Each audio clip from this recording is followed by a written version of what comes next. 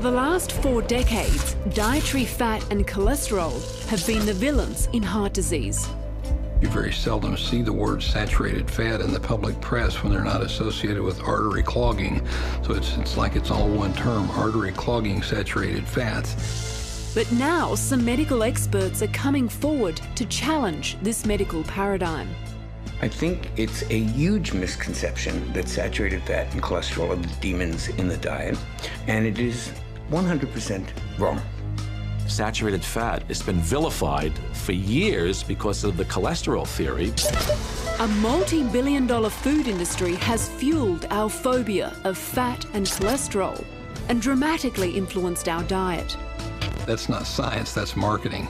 It's lived past its expiration date, and it's one of these hypotheses that just won't die. Have we all been conned? In this episode, I'll follow the road which led us to believe that saturated fat and cholesterol cause heart disease and reveal why it's been touted as the biggest myth in medical history.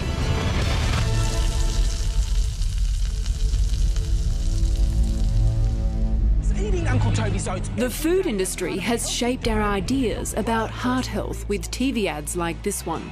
So join me in the Uncle Toby's Oats Cholesterol Challenge! Lowering our cholesterol has been a running theme with the food industry. People have this fear of cholesterol because they've been bombarded with it so much in the media that it's bad and it's going to cause heart disease. That's why all these things are emblazoned with cholesterol-free. These advertising campaigns are at the behest of our peak health authorities.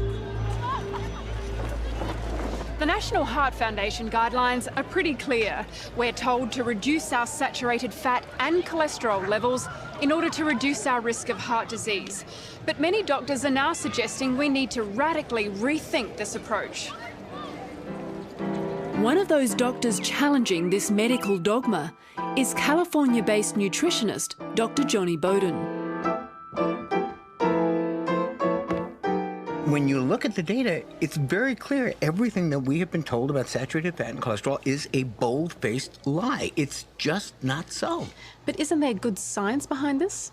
If you look at the science that actually the dietary guidelines were based on, the early stuff was so badly done, and so filled with confirmation bias, it would never even pass muster today. And unfortunately, most doctors don't know this. Dr. Ernest Curtis is astonished at how medicine has gilded the lily on cholesterol. During medical school, I was taught the same thing everybody else was, the importance of cholesterol and so forth, and I saw no reason to doubt it. But once I got into the cardiology field itself, I was seeing people with heart attacks that had cholesterol all over the place. High cholesterol, low cholesterol, the middle, it didn't seem to matter. And at first I thought, well, okay, these are probabilities, so there'll be exceptions. But it turned out that after a while I was seeing far too many exceptions. So that motivated me to go back and look at the origins of these theories. And quite frankly, given the certainty with which we were taught this, it surprised me to find out how poor the evidence was, virtually non-existent. Cardiologist Dr. Stephen Sinatra said he routinely ordered patients to lower their cholesterol with medications, but now admits he was wrong. I used to be the poster boy for the drug companies, and when I was chief of cardiology, I used to write for statins all the time. I really believed in the cholesterol theory of heart disease. I first became skeptical of the cholesterol theory in like the mid-'80s. I was doing coronary angiograms, and you place a tube in the groin, it goes up into the heart, and you can see if there's blockages there. So sometimes I would do the angiogram on a person with a high cholesterol, thinking I was going to find a lot of disease, and many times I didn't find disease. And the converse was true. I would do somebody with a low cholesterol and expecting not to find disease, and I found disease. So I was starting to think, maybe I don't have this right. Maybe cholesterol is not the enemy we think it is.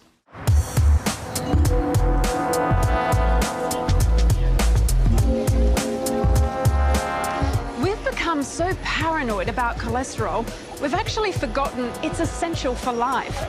It's a major component of brain and nerve tissue and central for the production of hormones. In fact, it's so important that virtually every single cell in the body makes it.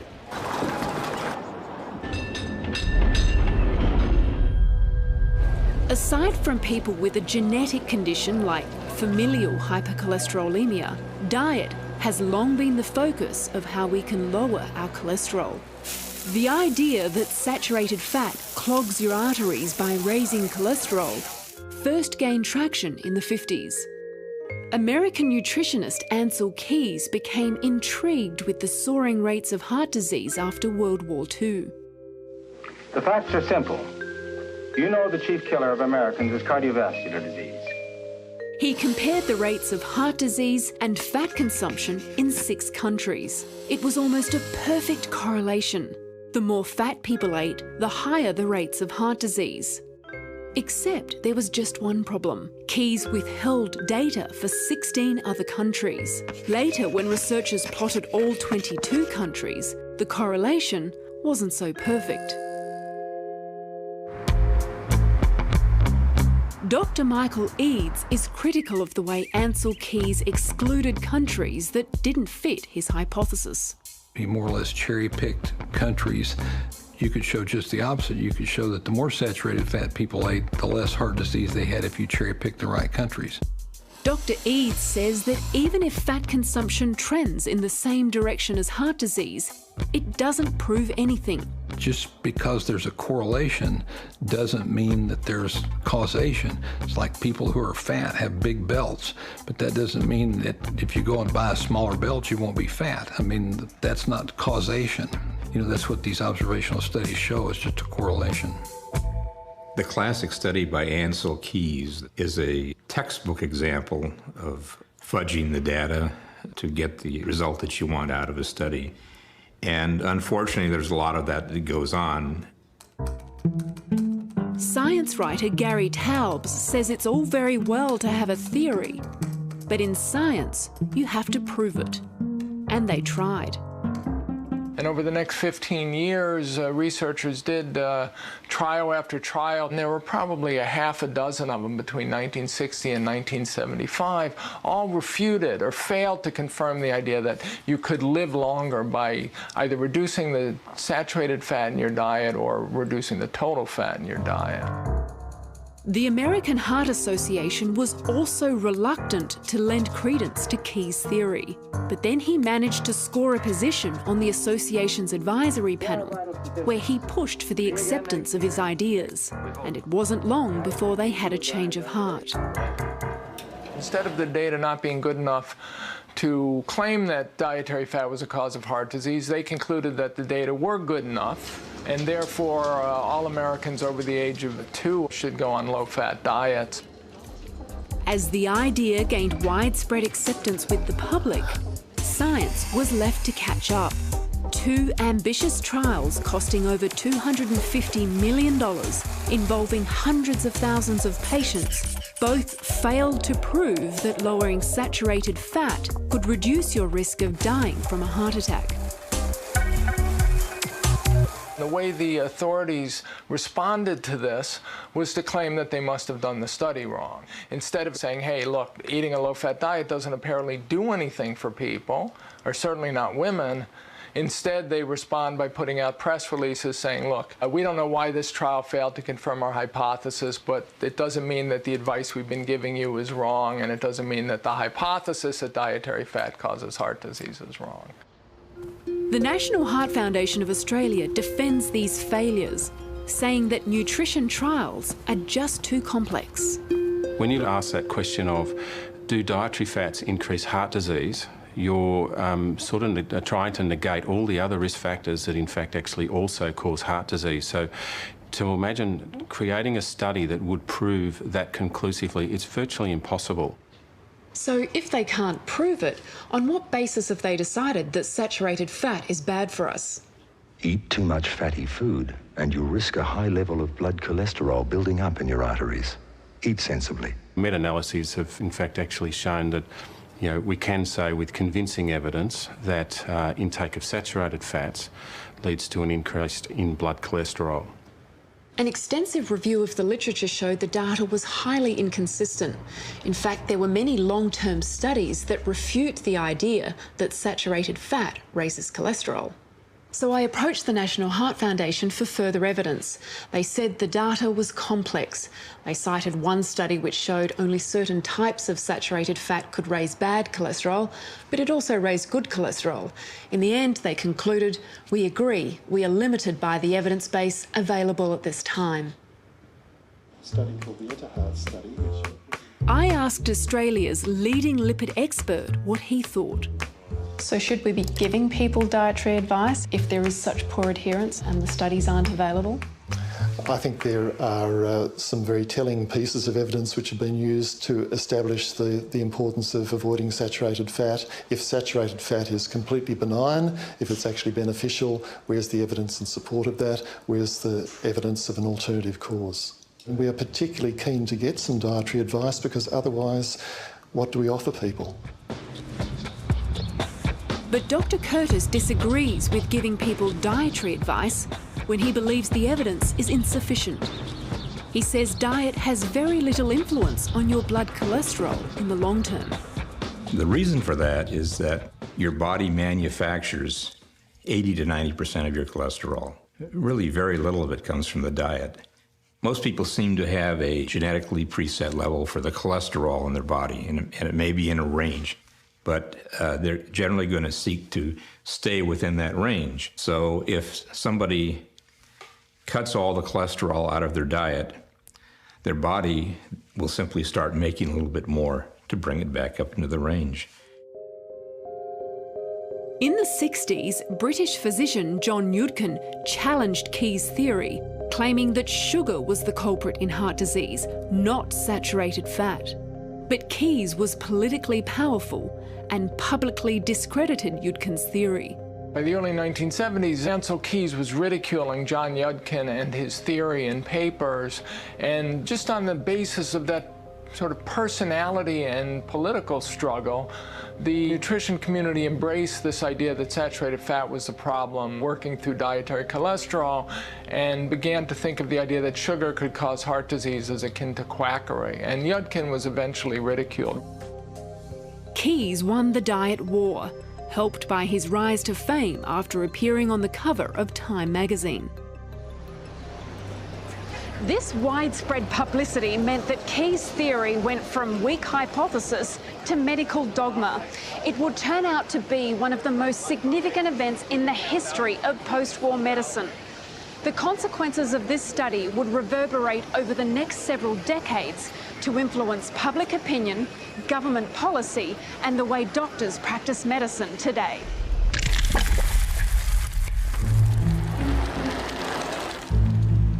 The most influential and respected investigation into the potential causes of heart disease was carried out here in the town of Framingham, Massachusetts. It began in 1948 and is still going on today. It's the longest observational study of its kind, involving over 5,000 residents. The Framingham data pointed out very early that certain habits, or what you did, like cigarette smoking or emotional stress, did point in the direction of heart disease. But then something happened. Some of these Framingham residents were living longer than others. When researchers went to look at the data 30 years later, they found that after a certain age, it didn't matter what your cholesterol level was.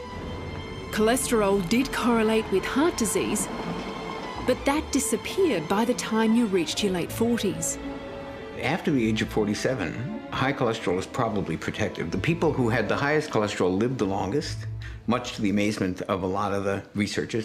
People who ate the most cholesterol, ate the most fat, actually weighed the less and were the most active.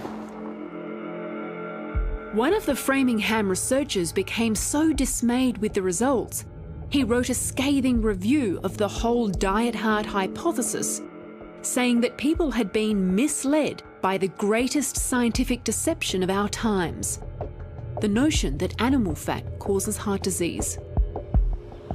Hundreds of articles refuting the cholesterol hypothesis have been published in the world's leading medical journals, but they rarely get noticed by mainstream media. What you do in bad science is you ignore any evidence that's contrary to your beliefs, your hypothesis, and you only focus on the evidence that supports it.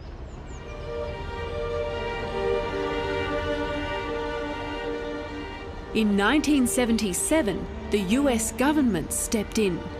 Senator George McGovern, an advocate of Ansel Keys' theory, headed a committee hearing to end the debate once and for all. And they are the ones that really have put us in the nutritional mess that we're in now, because based on virtually zero science, they decided that a low-fat diet was the best thing for us all.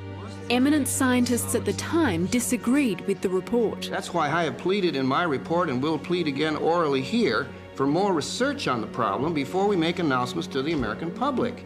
But their pleas fell on deaf ears. Well, I would only argue that senators don't have the luxury that a research scientist does of waiting until every last shred of evidence is in. News reports began peddling the same message. And many say it was this article in Time magazine that put the final nail in the coffin for saturated fat and cholesterol.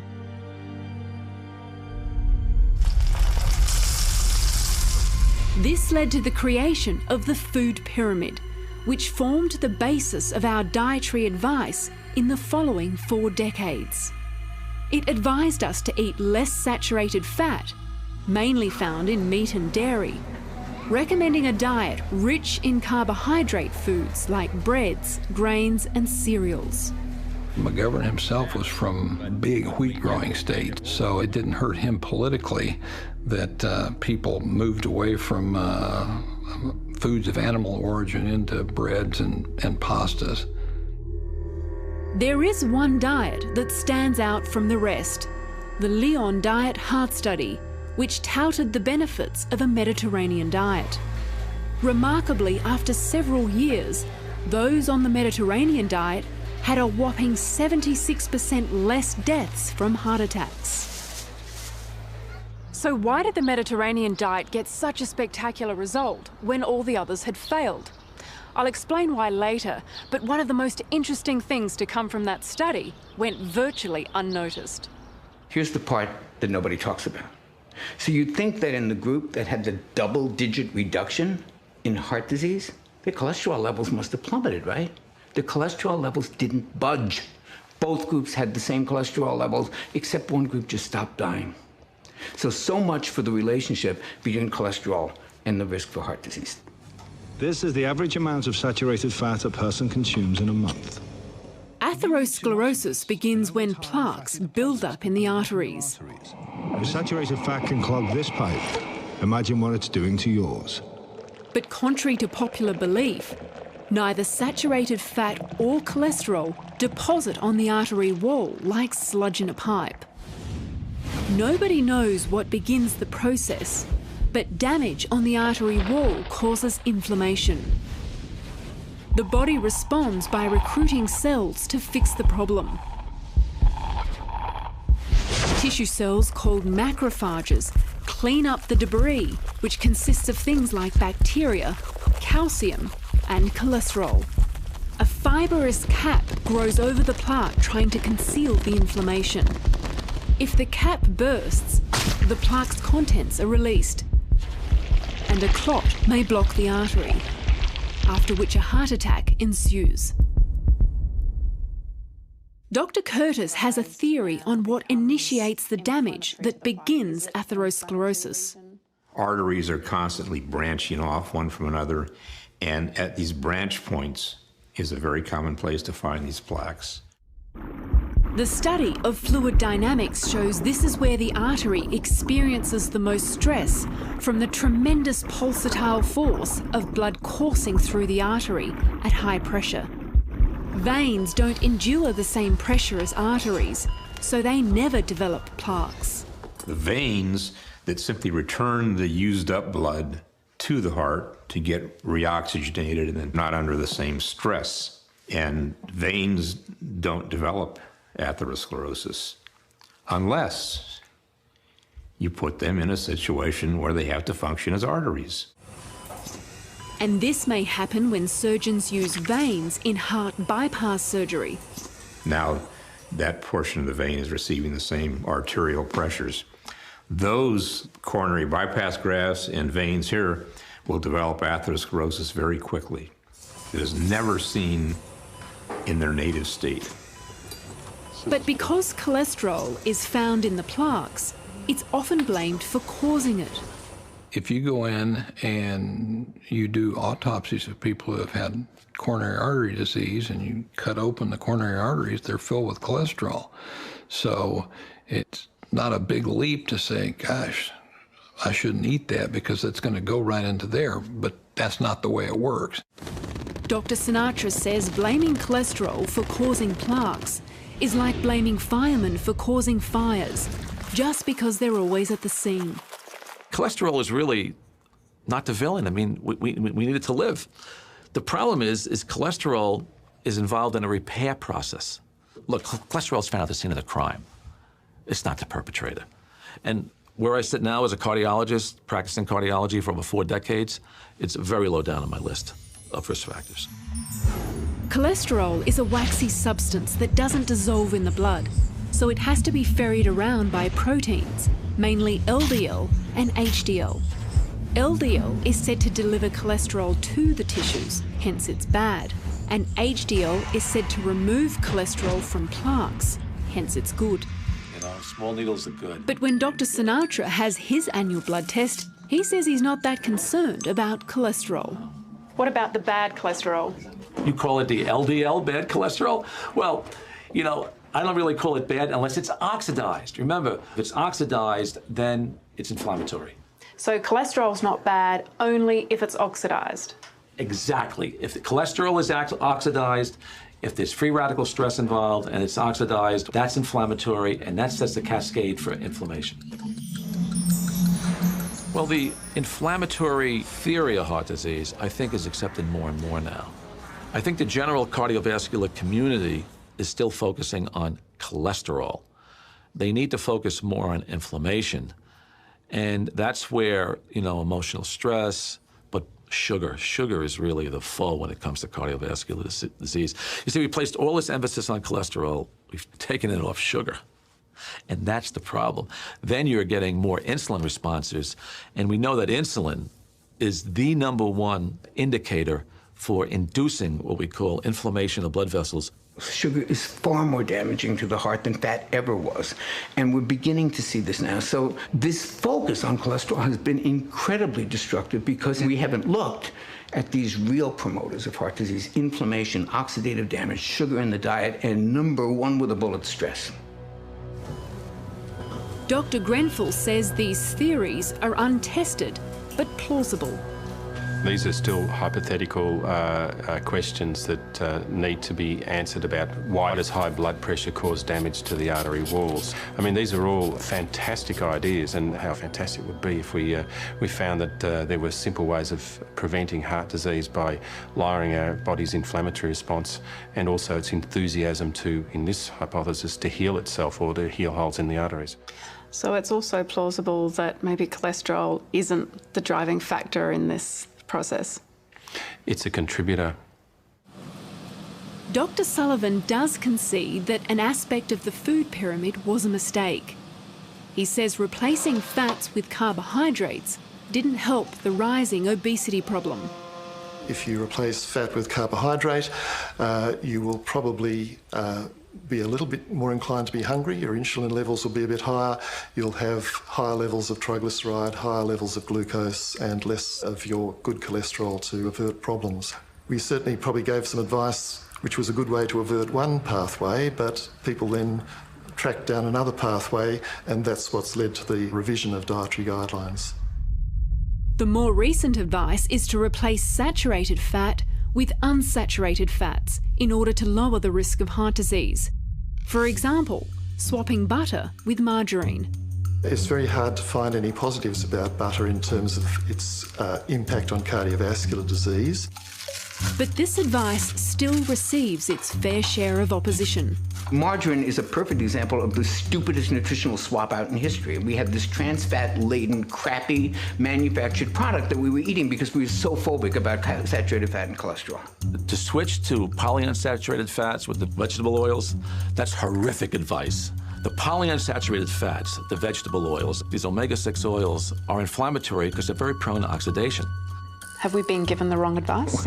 We've absolutely been given the wrong advice. People became afraid of saturated fats, so they said, okay, we've got to do something to replace the saturated fats, and so let's do it with vegetable oils. Well, vegetable oils don't have the same cooking qualities that saturated fats do. Polyunsaturated fats have a lot of double bonds in them, and double bonds are prone to free radical attack.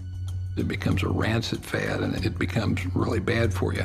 And saturated fats, on the other hand, have no double bonds. That's why they're incredibly stable. That's why they're great for cooking. That's why they're great for frying.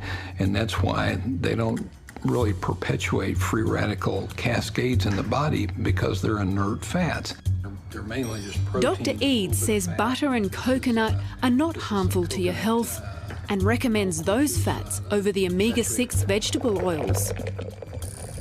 When vegetable oils are used to manufacture margarine, they undergo a process called partial hydrogenation, which results in the formation of industrial trans fats, and everybody agrees they're bad for you. It's important to look for products that have them removed, although Australia doesn't have mandatory labelling of them. Junk food, for example, is riddled with industrial trans fats. The omega-3s, another type of polyunsaturated fat found in fish, for example, are thought to counter the inflammatory effects of omega-6s. The two of them are kind of like the accelerator and a brake pedal on a car, and if they're in balance, things operate smoothly. I mean, you don't want too much anti-inflammatory, you don't want too much pro-inflammatory.